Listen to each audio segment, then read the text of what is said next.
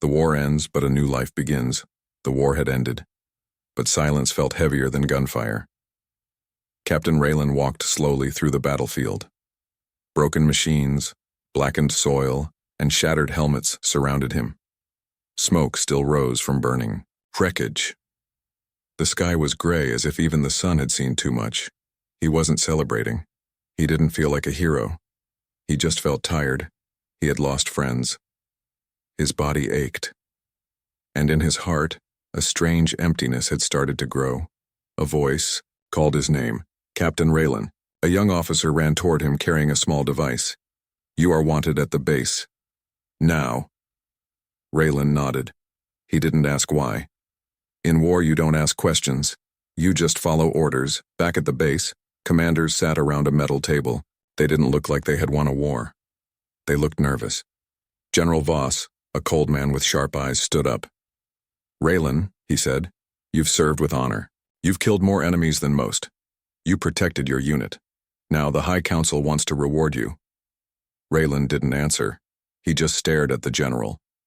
"You are being given a living prize," the general continued. "A female from the defeated species, young, healthy, trained in service. She is yours now." Raylan's eyes narrowed. "A prize?" he repeated slowly. "Yes. It is tradition after victory. They surrendered. Their people agreed to it. You may do what you like with her." Raylan didn't speak. He looked at the door. As it opened, 2 guards entered with a girl. She was not much younger than Raylan. Slim, with silver blue skin and glowing purple eyes. Her hair was white and tied in braids. She wore simple clothes and had her hands bound. She didn't cry. She didn't speak. But her eyes searched the room like a trapped animal. The guards pushed her forward. She stumbled but stayed on her feet. General Voss smiled coldly. "Meet your prize. Her name is Sayela." Raylan looked at her for a long moment. Then he turned to the general. "Remove the chains," he said. "What?" the general asked, confused. "She's not an animal," Raylan said.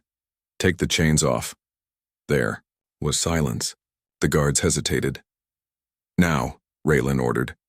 They unlocked the cuffs. Sayela rubbed her wrists, then looked at Raylan with surprise. "Follow him," the general said to Sayela. "You belong to him now." Raylan walked out of the room. He didn't look back to see if she followed. But he heard her soft footsteps behind him. They reached his transport unit. He opened the door and helped her in. They drove in silence. Finally, Raylan spoke. "Do you understand me?" Sayela nodded. "Good," he said. "My name is Raylan. I'm not going to hurt you. You're not a prize. You're a person." She looked at him confused. "Why?" she asked in a soft voice. "Because," Raylan said, gripping the wheel. "This war took enough from both of us. I won't let it take more." They arrived at his quarters. It was small but clean. He showed her the guest room. "You can stay here," he said. "Rest, eat, you're safe now." She stood in the doorway, unsure. Raylan placed a blanket on the bed, then stepped back. "I won't lock the door," he said. "You're free to leave, but there's nowhere safe out there. Not yet." Sayela finally stepped inside. She sat on the bed and stared at the floor. That night, Raylan sat alone in the kitchen. He held a glass of water but didn't drink. What had he just done? Why had they given her to him? And what was he supposed to do now? He looked at the room where she rested. Then he whispered to himself, "You're not a prize. But why did they give you to me?" In the quiet night, Sayela lay on the bed, eyes open, watching the ceiling. A small glow pulsed from under her skin. Something not human, something secret. The alien gift. The night was quiet, but Raylan could not sleep. He sat near the window, watching shadows move across the walls. His mind was restless. He had fought many battles, but something about this girl, this gift, was making him uneasy. Sayela. She hadn't said a word after entering his home. She had eaten a little food and then stayed in her room, silent, like a ghost. But Raylan had seen her eyes. They weren't empty. They were watching, learning. hiding something. The next morning, Raylan made 2 cups of synth tea. He knocked on Sayla's door and waited. No answer. He knocked again. The door opened slowly. She stood there awake, her white hair loose, glowing slightly in the morning light. She looked tired but alert. "You should eat," he said, offering the tea. She took it but didn't thank him. He sat at the table and she sat across from him carefully, like she didn't trust the chair. Minutes passed in silence. Then, Sayla finally spoke. "Why are you kind?" Raylan looked up, surprised. "I'm not sure," he said honestly. "Maybe because you don't deserve what happened to you." She didn't respond, but her eyes softened a little. Then she asked, "How many of my people did you kill?" Raylan paused, his hand tightened on the cup. "Too many," he said. "But not like that. Not civilians. Not you." She nodded slowly. "You're not like the others." That afternoon, Raylan went to the local market for supplies. When he returned, he found the lights in his house flickering. He stepped inside. "Sayla," he called. No answer. He moved through the hallway. A strange humming filled the air. He opened the guest room door and froze. Sayla stood in the center of the room, eyes closed, arms lifted. Small objects floated around her, books, a cup, a metal spoon. Even the bed frame was shaking. Glowing energy pulsed from her hands. Her feet hovered slightly above the ground. "Sayla!" he shouted. Her eyes snapped open, everything dropped. She gasped and fell to her knees, weak. Raylan rushed forward. "Are you hurt?" She shook her head. "I didn't mean to. I was only trying to remember." "Remember what?" "Who I am," she said, voice shaking. That night, Raylan patched a communication file he found in her room. It was broken, ancient alien tech, but he managed to play fragments. Unit, code 9X9, protector, must reach the vault. He paused. A protector? A vault? He looked over at Sayla, who was sleeping now. Who exactly had they given him? The next day, a loud knock shook the door.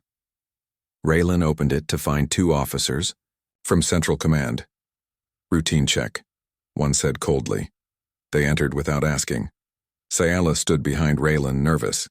The officers scanned the room, looked at her, then at Raylan. "You've done well with your prize," one smirked. "She's prettier than most." Raylan clenched his fists. "She's not a toy.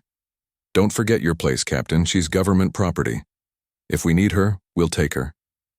Sayla stared at the officer with silent anger. His scanner beeped. "That's strange," he said. "Her vitals are off. Too strong." Raylan stepped forward. "You got what you needed. Now leave." They left, but not without a warning. Headquarters will be watching. Later that evening, Raylan paced the room. "They're going to come for you," he said. Sayla looked at him calmly. "They fear what I am." "What are you?" he asked. She stepped closer. "More than what they think. My people never wanted war. I was meant for peace, but when we lost, they hid me among the prisoners. Why? Because I carry something inside me, something powerful. They call it the light seed." Raylan looked shocked. "What does it do?" She looked down. "It can heal or destroy. Depends on the heart of the one who awakens." And have you awakened it?" She looked into his eyes. "Not yet." Just then, a glass shattered in the kitchen. The lights went dark. Outside, a soft clicking sound echoed. Raylan grabbed his weapon. "Get behind me." A small drone flew through the window, military tech. It scanned the room, locked on Sayla. She raised her hand, and the drone exploded in midair. Smoke filled the room. "They found us," Raylan said. "We have to leave. Now." Sayla stood still. Her hands were glowing again. "They won't stop," she said. "They fear what they don't understand." "Then we'll make them understand," Raylan replied. They run into the woods under moonlight. In the distance, another drone follows, and behind it, an elite hunter squad begins to move. Raylan doesn't know what Sayla truly is, but he knows this. She isn't just a gift. She isn't a prisoner. She is the spark of something, much bigger, and now, they're running from both their worlds. Secrets between them. They had been running for 3 days. Deep in the forest, under layers of fog and cold, Captain Raylan and Sayla found shelter in the remains of an old military outpost, long abandoned, hidden beneath vines and snow. The world had gone quiet, but silence didn't mean safety anymore. Every night, Raylan slept with one eye open. Every morning, Sayla watched the trees, as if something in them was watching back. Inside the bunker, Raylan fixed an old heater. Sparks flew, but warm air finally blew through the room. Sayla sat in the corner, her arms wrapped around her knees. She hadn't said much since they escaped. "You haven't eaten," Raylan said, passing her some ration bars. She shook her head. "Food makes me weaker when I'm changing." "Changing?" he asked. She looked at him, her voice barely a whisper. "There's something inside me. It grows stronger when I feel fear, or when I feel close to someone." Raylan didn't respond. He sat beside her, both of them staring at the wall, cracked, faded, marked with the scars of old wars. "You trust me?" he asked finally. She nodded slowly. "But I don't trust myself." The memory that night, Sayla had a dream. Flashes of her past, her home planet before the war. Silver skies, floating cities, glowing rivers. She was wearing royal robes, walking with council elders, a voice in her mind. "You will carry the light seed. If peace fails, you will survive." Then, darkness, explosions, humans landing from the skies, prison, fear, and finally, Raylan. She woke with a soft gasp, her hands glowing again. Raylan was already awake, sitting near her, watching. "You cry in your sleep," he said gently. "I remember too much," she replied. In the forest the next day, Raylan taught her how to walk through the woods without leaving tracks, how to cover heat signals, how to hold a weapon, even though she didn't need one. "I'm not a soldier," she said. "Maybe not," Raylan replied. "But that doesn't mean you shouldn't be ready." They reached a small river. Sayla stared at the water.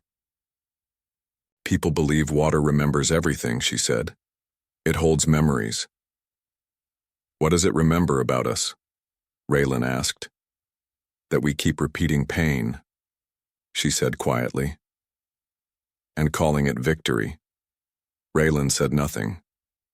But inside, he felt a shift, not just in her, but in himself. Later that night, the outpost scanner beeped once. Someone was nearby. Raylan checked the screen, multiple heat signatures closing fast. "They found us again," he muttered. But Sayla touched his arm. "No, not military, different." He looked confused. "They're not hunting us," she whispered. "They're like me." Strangers in the dark. 5 figures entered the clearing. Alien, thin, scarred, tired. One wore a human soldier's jacket. Another had wires in her arms, glowing weakly. Refugees. Sayla stepped forward and spoke in her language, soft and beautiful, like a song echoing through the trees. Raylan couldn't understand, but he could feel the emotion. The eldest among them nodded. He placed his hand over Sayla's heart and whispered something. Then he looked at Raylan. "You, human, you protect the carrier," he said in broken English. "You must not let her awaken too soon." "Awaken what?" Raylan asked. "The seed," the old one replied. "The light she carries. It is ancient. It can fix your world. Or burn it." They stayed only an hour. They left as quietly as they came. Raylan turned to Sayla. "What did they mean? Too soon?" Sayla looked up at him. "If my emotions grow too fast, the power will rise, without control. Love, pain, fear, they feed it. And what if you fall in love? Then the light could become unstoppable." The betrayal, while Sayla slept, Raylan connected the old outpost's data logs. A secret file had been sent. Before the scanner was destroyed and a beacon, someone had betrayed them. Maybe one of the refugees. Or maybe the system triggered itself. He had minutes, maybe hours. He looked at Sayla. Her face was calm in sleep, but her hands glowed softly under the blanket. Something inside her was changing. He whispered to himself, "She's not just powerful, she's a weapon no one should own." Final scene. Discovery before dawn. Sayla woke with a sharp pain in her chest. She stumbled outside, light flashing from her skin. The trees bent slightly toward her, as if pulled by gravity. Raylan ran to her side. "What's happening?" She looked up at him with tears. "Something inside me broke open." A deep sound echoed across the sky, like a horn from another world, and above them, in the distance, a ship appeared, not human, not her people either. Something else had heard the signal. Something older. Sayla whispered, "They're not here to fight. They're here to claim what I carry." Raylan stepped in front of her, weapon ready. "Then they'll have to go through me first." The ship in the sky was not a warship. It was something older. Something alien to both human and Sayla's kind. It hovered like a shadow made of metal and silence. Its surface shifted constantly, smooth, dark, with glowing runes that looked alive. Raylan and Sayla stood frozen beneath the trees, staring upward. "Do you know them?" Raylan asked. Sayla's voice shook. "No, but they know me." The ship didn't fire, it didn't speak, it simply watched. Then it vanished. Not upward, not sideways. It simply folded into nothing, like a page turning in space. "We need to move," Raylan said, pulling Sayla's arm. "We're not safe anymore." "We were never safe," Sayla replied. Hours later, on the move they traveled through, frozen valleys and abandoned tunnels beneath the old cities. Raylan had been through these routes during his soldier days. Back then, he was chasing enemies. Now he was running with one. But Sayla wasn't just any enemy. She was becoming something else. Something powerful. Her energy was unstable. Sometimes when she touched the ground, flowers bloomed through cracks in the ice. Other times electronics shattered when she walked too close. Raylan noticed her eyes had changed. They used to glow softly. Now they burned like twin stars. A new danger appears inside a collapsed subway line. They found temporary shelter. But they weren't alone, a voice echoed from the shadows. "You've got something that doesn't belong to you." Raylan turned, weapon raised. A figure stepped forward, tall, dressed in black tech armor with a glowing red visor. "Mercenary," Raylan muttered. "How much are they paying you?" "Enough to risk my life," the man said. "But honestly, I want the girl because I'm curious." Sayla stepped forward. "You don't want what's inside me." The mercenary laughed. "You'd be surprised what people want when they've lost everything." He fired. Raylan pushed Sayla down. The shot hit the wall behind them, exploding in sparks. They ran. The chase. The tunnels were long and twisted, lit only by broken lamps and emergency glows. The mercenary followed fast. He had drones flying through the air, scanning for heat. Raylan ducked into side paths, kicked open old vent covers, and helped Sayla climb into narrow shafts. "You're slowing down," he said. "Because I'm changing," she replied. "The power inside me, it's waking." As they reached an old access elevator, Sayla suddenly screamed. A light burst from her hands, blinding even the drones. "Go!" she shouted. Raylan pulled her into the elevator, smashing the controls. As it fell, he could hear metal groaning. One of the drones had followed them inside. Sayla raised her hand. "I'll stop it." "No," Raylan said. "You're too weak." "I'm not weak anymore," she screamed. The drone exploded midair before it could fire. When the elevator stopped, Sayla collapsed, her nose bled. Her hands trembled.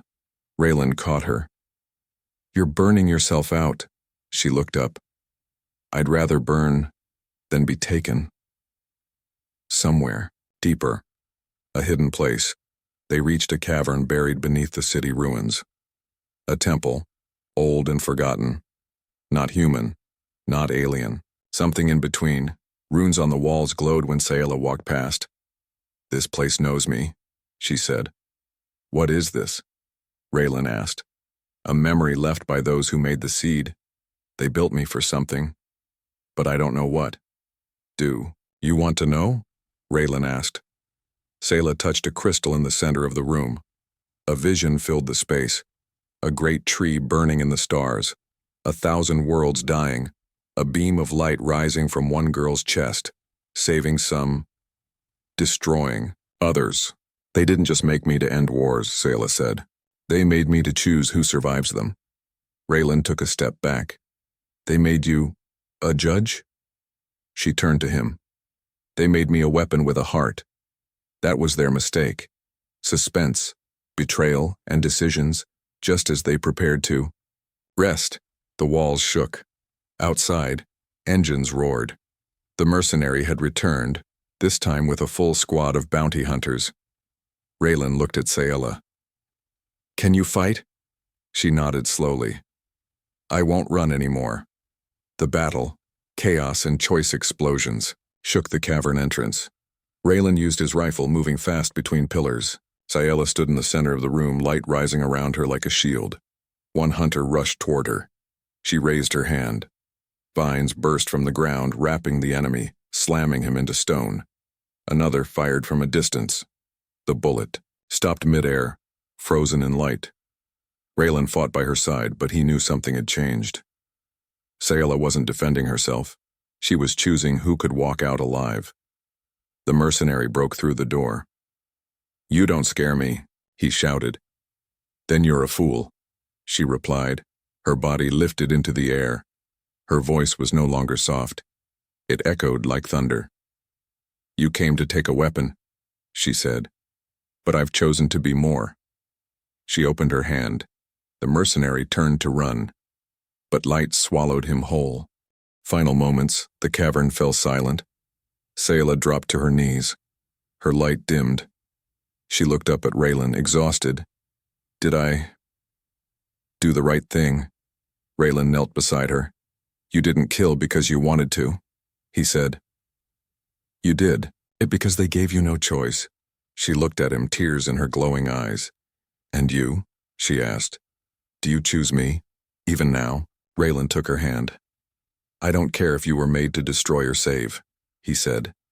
"I choose you. Not the power. Not the prize. You." A deep rumble echoed across the ruins. From far away, a voice, not human, not alien, spoke through the air. "Carrier located. The trial begins." Raylan and Sayla looked at each other. The war was over, but the real test was just beginning. The truth about Sayla the stars moved above like silent witnesses, cold and distant. Sayla stood at the edge of the broken temple, her bare feet touching the stone, her eyes fixed on the sky. She didn't blink. She didn't speak. Inside her, something had awakened. Not just power, but memory. Flashback. Not a dream. A truth. A silver planet filled with light. A council of beings sat in a great hall, their faces hidden under golden masks. One of them spoke, their voice echoing like music and thunder. "The war will come. When it ends, they will need a guide. Not a god, not a soldier, but a carrier, with choice." In the center of the hall stood a small child, Sayla. No more than 7, her arms were glowing, her eyes were open but empty. "Give her the seed," another voice said. "Hide her in plain sight. If the humans survive, she will be their mirror." Present. The memory, and Sayla gasped and dropped to her knees. Raylan ran to her side. "What happened?" "I remember everything now," she whispered. "Why I was created. Who made me?" "Tell me," he said. "They weren't my people," she said. "They weren't your enemies either." "Then who?" She looked up at him. "The architects. The first race, older than anything alive. They disappeared long ago, but before they left, they built judges. Judges? Raylan repeated. Beings that could decide the fate of worlds. When war becomes too much, when life begins to destroy itself, the architects send one of us. Raylan stepped back. You mean all of this? The war, your capture, the surrender. It was part of a bigger test? She nodded. I was never meant to survive the war. I was meant to see it, feel it, understand it, and then decide. A dark signal as she spoke. A transmission broke through the bunker's comm system. A strange voice echoed in all directions. Deep, mechanical, but somehow ancient. Carrier activated. Judgment countdown initiated. 1 solar cycle remaining. Raylan froze. What does that mean? Sayela stood slowly. In 1 day, the architects will return, and they will ask me, should this world be saved or erased? A hard truth. Raylan's chest tightened. You'd never destroy Earth, he said. You've seen the good in it. You've seen me. Sayela's voice was steady. Yes, but I've also seen the hate, the cruelty, the ones who still want to own, to break, to kill. She walked toward him. I feel everything, Raylan. Every emotion in this planet flows through me. Love, kindness, violence, greed. He looked at her with fear and awe. So, what do you feel right now? She paused. Conflict, she said. Because I've begun to care. But the seed doesn't care. It only responds to the balance. They are not alone before they could speak more. The ground rumbled. From above, a new ship arrived. Human military. A loudspeaker echoed across the ruins. Captain Raylan, you are harboring a world-class threat. Stand down and release the alien. Girl, immediately. Raylan's fists clenched. Sayela whispered, you have to choose. Again. Raylan turned to her. No, we choose, together. Inside the ship, General Voss returns. Aboard the ship stood General Voss. The man who once handed Sayela over like property. His face was colder than before. Behind him stood scientists, weapons techs, and 3 other prizes. Captured. Aliens who had been modified, tortured. Bring the girl in, Voss ordered. If she's going to decide the fate of our world, she'll do it under our control. A bold stand. Raylan stepped into view of the cameras, speaking directly to the general. You still don't get it, he said. This isn't about winning. Or owning. This is about whether we deserve to survive. Voss laughed. Don't be dramatic, she's a weapon, nothing more. Sayela stepped beside Raylan, glowing brighter than ever. You call me a weapon, she said, voice calm. But a weapon does not weep. A weapon does not love. A weapon does not choose. Suspense rises. Time is running out. The countdown had begun. In 24 hours, Sayela would face the architects, and her decision would echo across the galaxy. Save humanity. Or end it, but it wouldn't be made in silence. They would come to ask. They would test her one last time. And not just with words. The test begins suddenly. The sky split open. A portal, massive and ancient, appeared above the horizon. Through it, descended something. Not a ship. Not a being. Not a god. Just a presence. Like light wrapped in shadow, filled with voices from the beginning of time. It didn't speak, but Sayela heard it. You must walk alone. She turned to Raylan. I have to go to them, she said. But what they see in me will come from what I've seen in you. She touched his face, her fingers warm and glowing. If this is goodbye, she said softly, then know this. I never wanted to choose between love and duty, but maybe, in the end, they're the same. As she stepped into the light, her body vanished. Raylan stood in the ruins alone, watching the sky close above her. He whispered, please, choose us. Love or loyalty. Everything was light, not bright, not warm, just light. Sayela floated, through it. Weightless, silent, alone. There were no walls, no sky, no sound, just thought, hers and theirs. The architects, not bodies, not minds, just a presence, ancient, eternal, watching her from every direction at once. You carry the seed. You were made to choose. Their voice was everywhere, yet nowhere. This world has ended itself many times: war, greed, extinction, again and again. And now, again. Scylla wanted to scream, to cry, to speak as herself, but here, in this place beyond time, she could only feel, and they could feel everything inside her. The architect's trial, illusions begin. Suddenly, the light bent. A memory rose before her. But it wasn't just memory. It was real, alive, and watching her reactions. She stood in the burned village where her people were first captured. Children cried. Homes collapsed. Human soldiers shouted orders. Some laughed. She saw herself, younger, helpless, kneeling beside her mother's body. "This is what they did," the architect said.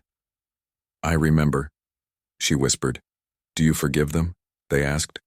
She said nothing. A new vision, a different truth. The scene changed. Now she stood inside Raylan's home weeks ago. He placed a blanket on her bed. He looked away as she cried.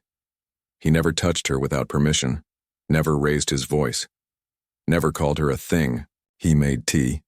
He listened. "This is what one of them did," the architect said. "I remember that too," Scylla whispered. "Can one act of kindness erase a world of cruelty?" they asked. "No," she said. "But it means something." The choice deepens, the light twisted again, harsher this time. They showed her Earth from above.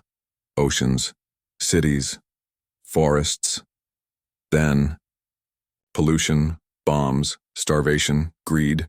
One side of the scale full of fire, the other side, only a small light. Raylan's face. "What makes your love worth the lives of billions?" the architects asked.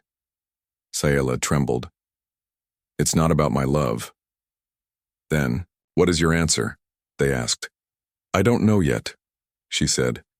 Meanwhile, Raylan makes his move back on Earth. Raylan wasn't waiting. He broke into Central Command. Alone, reckless, driven. He knew what they planned. If Scylla returned, changed, they'd try to control her. They had already built a device, a soul cage, designed to trap the seed if Scylla turned against them. Raylan destroyed it. With his bare hands, he ripped through steel, setting fire to the lab. He didn't care what punishment would come. She had chosen to believe in him. Now it was his turn. Back in the void, one final test, the architects summoned one last illusion. Scylla stood in a ruined version of Earth, a wasteland, cities turned to dust, silence everywhere, and in the center of it, Raylan, older, broken, alone. He looked at her with empty eyes. "You left us," he said. "You chose to spare the world, but you were never part of it. We were not saved. We just survived." Scylla stepped forward. "This isn't real." "No," the architect said. "But it could be." She turned toward the sky, her voice finally steady. "Then let me decide what becomes real." The return in a burst of light. Scylla fell from the sky like a star. Raylan ran through smoke and rubble to reach her. She landed in a circle of firelight, her eyes glowing like galaxies, her hair floating as if wind came from her soul. "What did you choose?" Raylan asked, breathless. She smiled, gently, sadly. "Not love," she said. His face broke. "I chose truth," she finished. "And the truth is, the world does not deserve to survive, but it can learn. What happens next?" She raised her hands. The sky lit up with symbols. A wave of energy passed over cities. Weapons failed. Satellites went blind. Missiles vanished from silos. And inside every human heart, a brief moment of peace echoed, not forced, Not magic.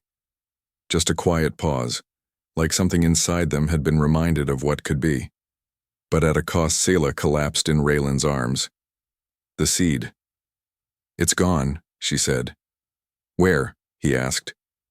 Back to the void. They took it. I'm just me now. Raylan held her close. Then that's more than enough. From orbit, the architects watched. She passed, one said. Barely, said another. But the world remains, for now. And far away, in a distant galaxy, another seed was being prepared. The final choice. 1 week later, Earth is quiet. For the first time in decades, there were no wars. Borders were still drawn on maps, but no soldiers stood at them. Weapons were untouched. News channels didn't know what to say. Government said it was a global reset event. Scientists called it quantum emotional interference. Religious leaders called it a miracle. But Raylan knew the truth. Sayla had chosen mercy over control, and in doing so, she had changed the planet. But peace always brings fear with it. Behind closed doors, the High Council met. General Voss returned, scarred, bitter, and angry. She disabled every weapon system, cracked our AI defenses, altered human neural fields, he growled. And she did it without killing anyone, a senator replied. Voss slammed his hand on the table. That's worse. She made us feel something. She made us weak. What do you propose? The president asked. We remove her, Voss said coldly, quietly, permanently. Meanwhile, far away, Raylan and Sayla lived in the mountains now, in a cabin built by hand. Sayla no longer glowed. The seed was gone. But a new light had formed in her. Calm, human, and fragile, she tended a garden. She laughed sometimes. She cried more often than she smiled. Do you regret it? Raylan asked one night as they watched the stars. She didn't answer at first. Then, no. I chose to save them, but I don't know if they deserved it. Maybe. That's the point, Raylan said. Maybe we only become worthy after someone believes we are. The warning comes at midnight. Raylan's old military comm, long buried in the shed, crackled back to life. A voice whispered through static. They're coming for her. Run. No name. No sender. Raylan smashed the comm, ran inside. Sayla, get your things. She didn't ask why. Somehow she already knew. The betrayal. They didn't get far. A drone net dropped from the sky. Raylan fired 3 times. Missed.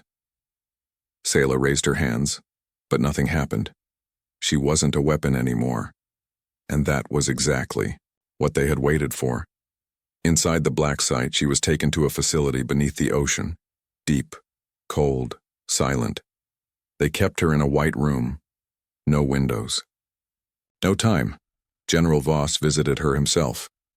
You thought this world would change? He said, smiling like a knife. It did, Sayla replied calmly. Yes. And now we know how to make it happen again. We're going to replicate the seed. It's gone, she said. You can't find it. We don't need it, he said. We have you. Raylan's mission. Raylan went underground. He contacted old allies, rebels, scientists, even former enemies. He told them the truth. The girl who saved the world was now a prisoner of it. They're going to make another seed, he said. But this time, they'll build it without a soul. The final rescue, they attacked the facility with EMP pulses and ancient alien tech the architects had left behind. As chaos erupted, Raylan found Sayla in the white cell. She was weak, eyes hollow. I'm sorry, she whispered. Don't be, he said. You gave them peace. They responded with fear. That's not your fault. Then why does it feel like it is? He lifted her into his arms. Because you care. That's what makes you different. That's what makes you better. The final moment. Architects returned one last time as they escaped into the ocean tunnels. The water shimmered. A beam of golden light descended from the deep sky above. The architects were back. But this time they didn't speak in riddles. They spoke directly. You were tested. You gave them time. They chose power again. Shall we end them now? Raylan turned to Sayla. This time, she didn't answer with power, or light, or tears. She simply shook her head. No, she said, don't end them. Why not? They asked. Because I still believe someone else might choose better. After me. Because the seed was never the answer. Hope is. There was silence. Then the light faded. The architects were gone, and they didn't come back. Epilogue. 1 year later, the world did not fall into chaos, but neither did it rise to perfection. People remembered the feeling Sayla gave them, the pause inside their hearts, a feeling they chased, a memory they couldn't fully explain. Some built schools, some planted trees, some just stopped being cruel, and that was enough. Raylan and Sayla now lived in a village. Children ran through fields, Sayla told stories, and no one called her a weapon ever again. A child once asked Sayla, "Why didn't you destroy the world when you could?" She smiled, looking at the sky.